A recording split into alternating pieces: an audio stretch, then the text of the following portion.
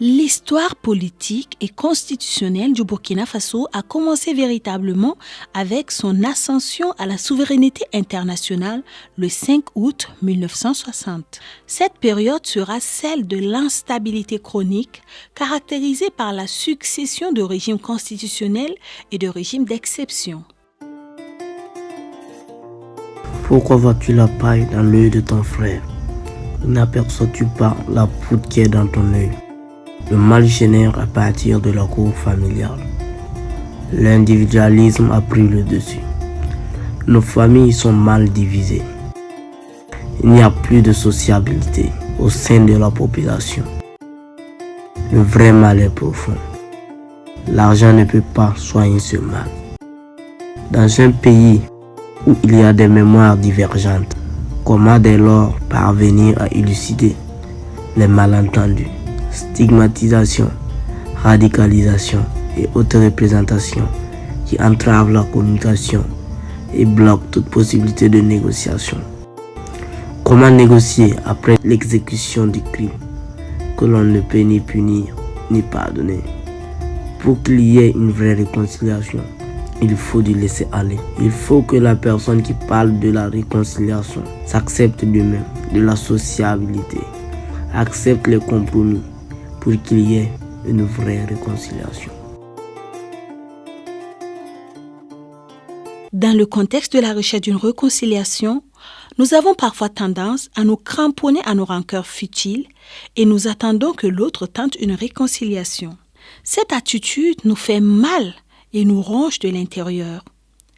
La meilleure manière de rétablir la relation est de faire les premiers pas. La réconciliation au Burkina, comme dans tout pays, est nécessaire. Parce que pour le développement d'un pays, il faut bien une synergie d'action. Et cette synergie d'action ne serait possible si les fils et filles du pays ne sont réconciliés, ne sont unis et ne parlent que le même langage. En fait, les conflits, on ne peut pas les éviter. Ça, c'est clair. Ça va toujours venir.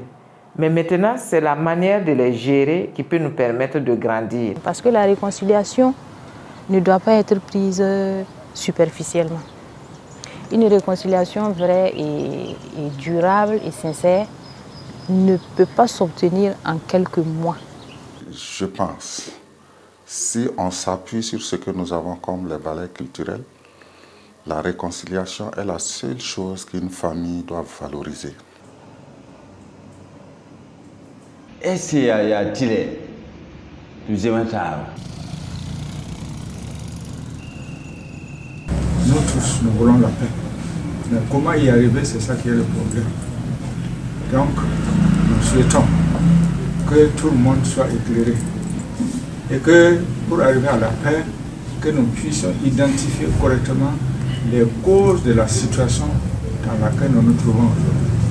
C'est lorsqu'on aura identifié les causes, on va demander à chacun de faire un effort pour éviter ces causes-là. Ce que je ne peux pas oublier, c'est d'abord sur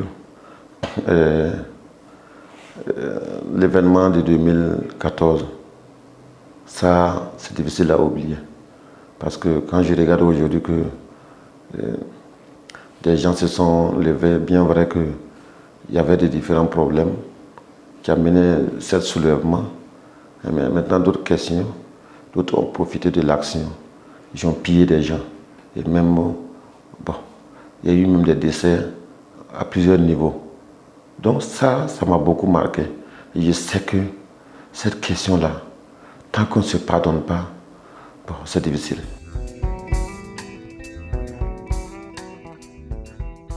La réconciliation est un processus global incluant des instruments clés tels que l'approche, l'écoute, la vérité, la justice, la cicatrisation et la réparation afin d'assurer la transition d'un passé divisé à un avenir commun. Maintenant, pour aller à la réconciliation, il faut respecter le ressentiment de chaque partie, surtout la partie brimée. Si vous marchez encore sur les ressentiments, la réconciliation peut ne pas avoir lieu. Voilà, il faut que les familles des victimes puissent savoir qui sont les coupables. Voilà, parce qu'on ne peut pas répartir une réconciliation si on ne sait pas qui sont les coupables et pourquoi ces crimes-là de sang comme les crimes économiques ont été commis.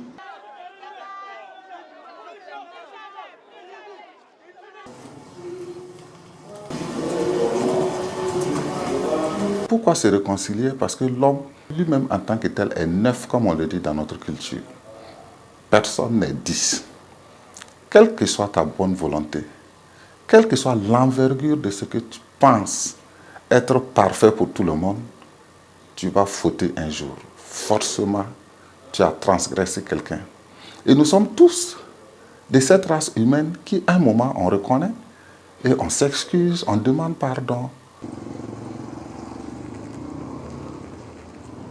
Alors donc il est important, lorsqu'on veut parler justement de réconciliation, que les deux parties, la partie offensée et l'autre partie qui a offensé, que les deux parties se rencontrent, qu'ils en parlent et qu'ils puissent se pardonner. Ce qui fait que la réconciliation ici aboutit, dans le contexte biblique, aboutit au pardon.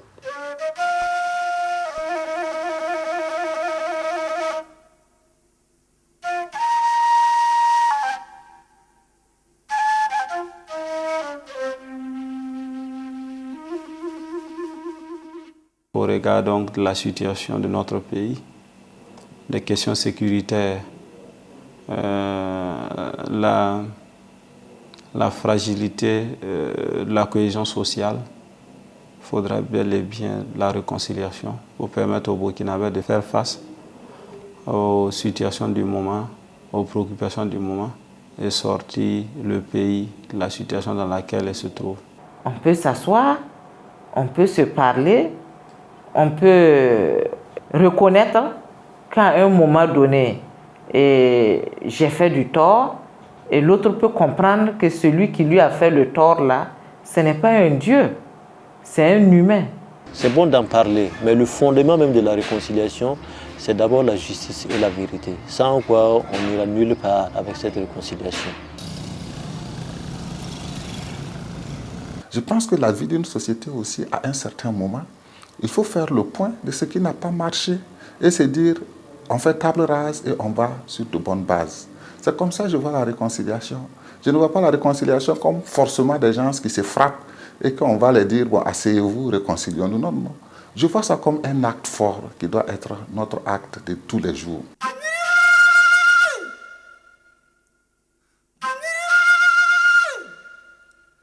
D'abord, il faut se demander, est-ce que c'est nécessaire? Je dis oui. Est-ce que c'est possible? Je dis également oui. Est-ce qu'on doit la réussir? Je dis encore oui. Maintenant, tout dépend du contenu qu'on lui donne, de l'approche ou des approches qu'on va utiliser pour y parvenir.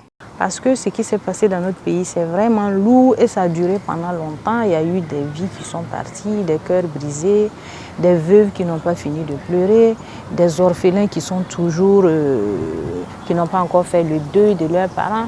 Donc c'est vraiment quelque chose qu'on ne saurait prendre à la légère. Le Burkina Faso a vraiment entrepris de pouvoir solder donc ce passé. Alors c'est à cause de cela que vous verrez que dans le programme du président du Faso, la question de la réconciliation est au cœur.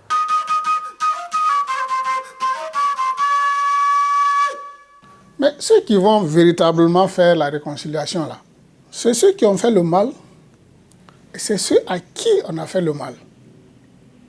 Si ceux-là, on n'arrive pas à les mettre ensemble, quels que soient les discours, les rencontres qu'on va faire, on va passer à côté. C'est eux qui vont faire la réconciliation. Donc quand on parle de la réconciliation d'une nation, c'est tous les pans de la nation qui doivent être intelligents. Tous les pans, ce n'est pas un seul pan. Mon propriétaire terrien qui est au village, qu'est-ce qu'il pense d'un sang versé au Burkina? Comment ça se résout?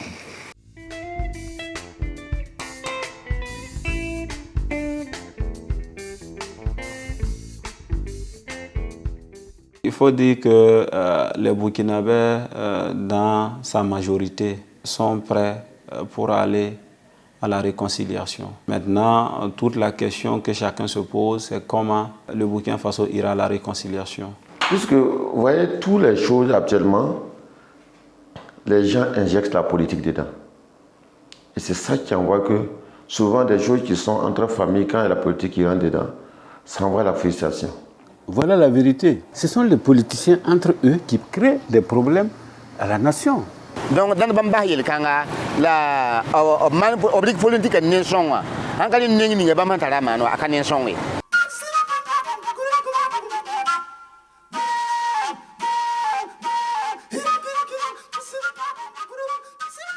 La réconciliation vue aujourd'hui comme un acte politique perd tout le sens que la réconciliation a. Mais la réconciliation vue comme un acte social fort, comme un acte des fils et filles d'une même cour qui veulent de l'harmonie, je pense qu'elle est la bienvenue et elle est salutaire. Le meilleur des systèmes démocratiques au monde, conçu par les démocrates les plus capables, ne pourra survivre si les populations concernées ne sont pas prêtes à se faire confiance entre elles, à accorder un minimum de confiance au système lui-même et à le mettre à l'essai. C'est évident qu'il y a des Burkinabés qui sont déjà prêts. Il y en a qui ne sont pas prêts. Il y en a aussi qui ne veulent même pas en entendre parler. Parce que les Burkinabés d'aujourd'hui ne peuvent pas, par exemple, transmettre les conflits aux générations futures. Il y en a qui naîtront aujourd'hui qui n'ont aucun problème avec aucun Burkinabé. Or, si nous restons dans l'état actuel des choses, même les enfants qui naissent aujourd'hui vont se retrouver en conflit avec quelqu'un parce que non, mon père avait un problème avec celui-là, donc je porte ce problème à moi-même et là, ça devient quelque chose qui continue. Il faut en tant qu'on mette un terme à cela. Si l'on veut attendre que tous les Burkinabés soient prêts, on n'ira jamais à cette réconciliation. C'est là où j'ai dit qu'il ne faut pas faire l'erreur. Mais ceux-là qui disent non, ils ont leur raison. Et c'est ce temps qu'il faut donner à ceux qui ne sont pas encore pour. Parce que ce n'est pas une course de vitesse. Il faut avoir le temps d'attendre tous ceux qui ne sont pas prêts. Pas tout, bon, tout c'est trop dit, mais il faut que le maximum... L'idéal, c'est tout le monde. Mais à défaut de tout le monde, il faut que le maximum soit prêt à la réconciliation. Il faut d'abord de la patience, parce que la réconciliation ne se fait pas en un jour. On ne décrète pas non plus la réconciliation. La réconciliation, c'est un processus. Et dans ce processus-là, eh bien, il faut prendre le temps d'écouter surtout les victimes et puis aussi évaluer combien ils ont été lésés et évaluer leurs prétentions. Alors, à partir de là, il est aussi important que les victimes comprennent que lorsqu'on parle de conciliation, ça veut dire qu'il faut concéder quelque chose. Ni mwiri men yile yendi ti sekba men ya to ya gwama ti kam école ligidi bébé ti ten ka gen lafie ti ne ba yile yen di wa ya gwama ti yala ya wuso kon yiri wati jemata ya la ne ba men kala tin kela wati jemata. Pourquoi on parle d'une réconciliation nationale, il faut qu'on prenne en compte plusieurs volets. Voilà, il y a le volet économique, il y a le volet politique et puis il y a le volet social. Si on prend en compte tous ces volets-là, on peut dire que la réconciliation, elle est nationale. Ça paraît être un exercice facile, mais il est plutôt très complexe voire compliqué, qui fait que très facilement on peut réussir, comme très facilement on peut également échouer.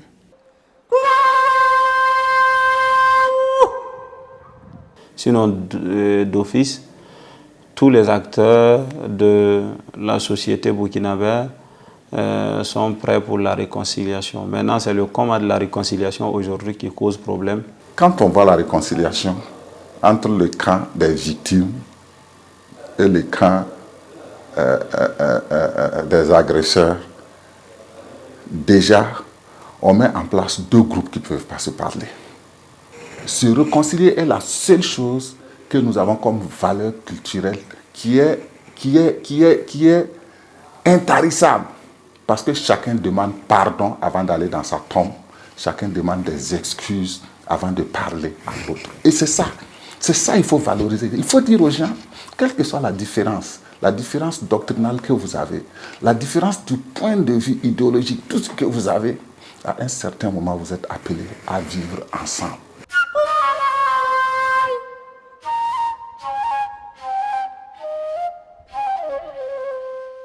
La réconciliation, là, ce n'est pas seulement celui qui a offensé qui doit venir parler ou qu'on doit sanctionner et puis ça va finir. Non. Moi, je pense que celui-même, l'offensé, là, celui qui se sent offensé, lui-même, il a besoin d'être éduqué et d'être sensibilisé pour pouvoir accepter, donner le pardon et accepter l'excuse qu'on lui demande. Parce que si lui-même, il n'est pas sensibilisé, il n'est pas éduqué, il n'est pas préparé, l'autre a beau se rouler à terre, se morfondre, il restera tout froid. Il va estimer que sa douleur est toujours là. Donc, il y a un travail à faire sur ceux déjà même qui estiment qu'ils ont été offensés. Il faut les préparer. Oui, il faut dire que dans le processus de la réconciliation, c'est des éléments à tenir compte. En plus de la considération de l'âge sur l'ensemble du territoire national et surtout à travers toutes les couches sociales. Le débat de est-ce que les Burkinabés sont prêts pour une réconciliation? Tout le monde dit on ne peut pas se réconcilier et tout le monde demande pardon à Dieu tous les soirs ou tous les matins, tous les midis. Ça n'a pas de sens. Pour moi, les Burkinabés sont prêts à se réconcilier puisque tous les jours, les Burkinabés demandent pardon à leur être suprême. Ça veut dire que lui-même en tant que tel, il est assis qui dit qu'il ne peut pas accepter l'autre. Il a fauté toute la journée et le soir, il demande pardon. Il n'y a pas de raison qu'un Burkinabé dise que je ne suis pas prêt à me réconcilier. Ça se fait aussi dans la douleur.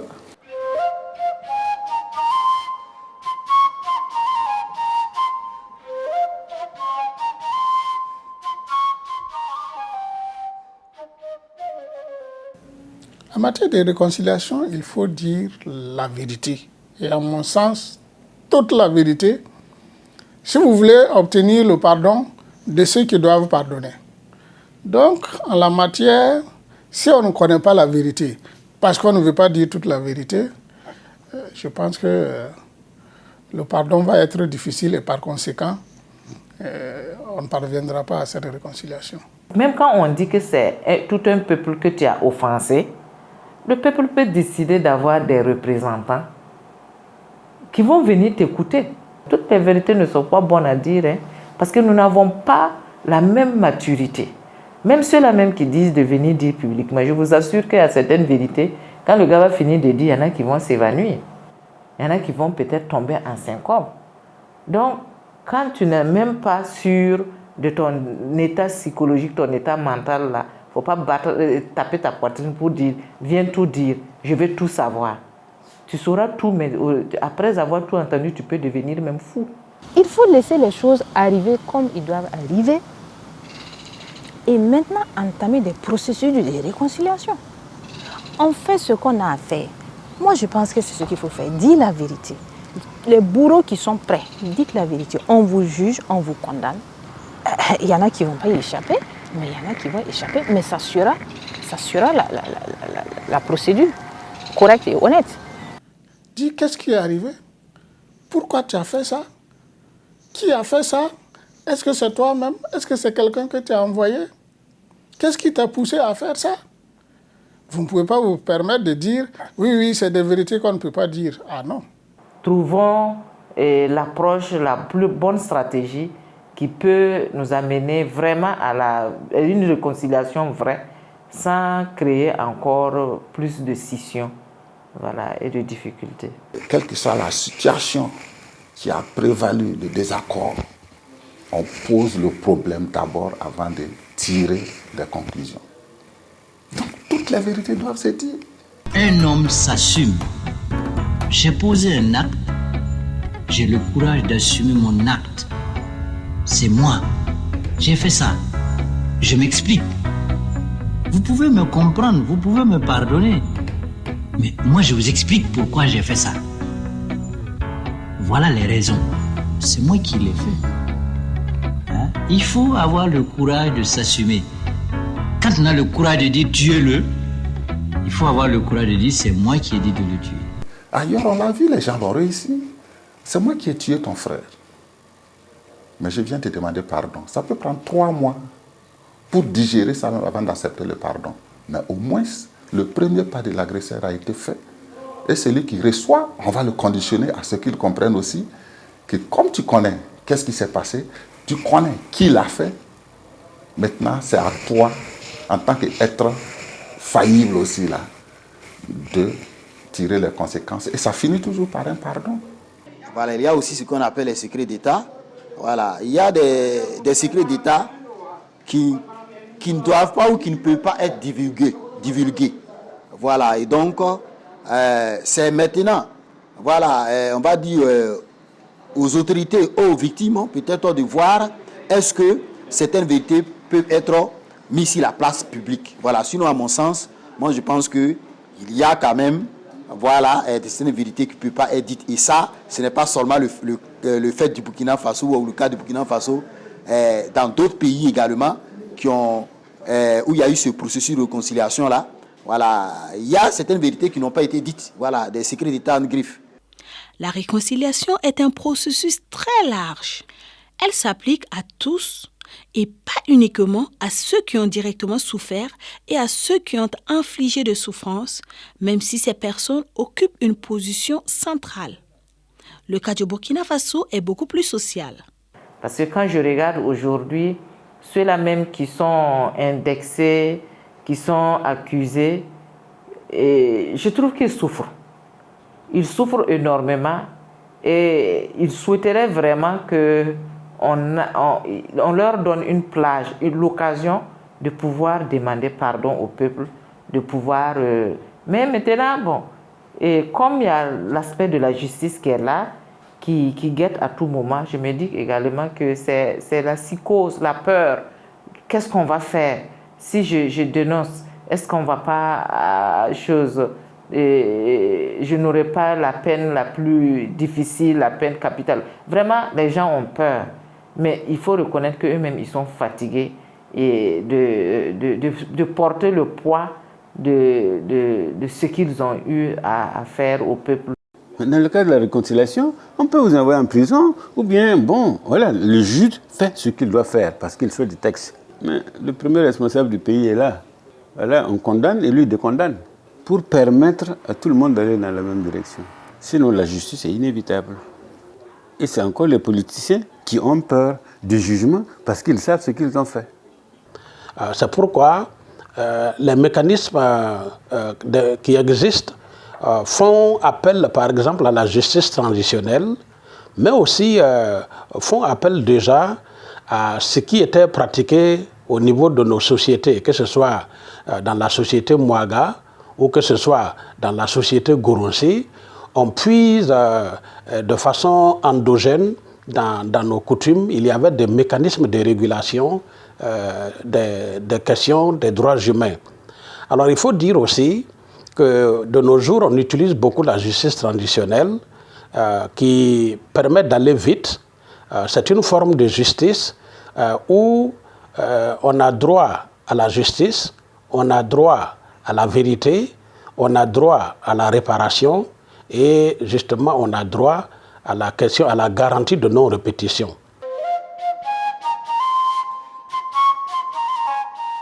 Que certains comprennent ça comme étant entre des personnes ou des individus ou à caractère national, toujours est-il qu'il y a une fracture sociale qui n'est pas niée.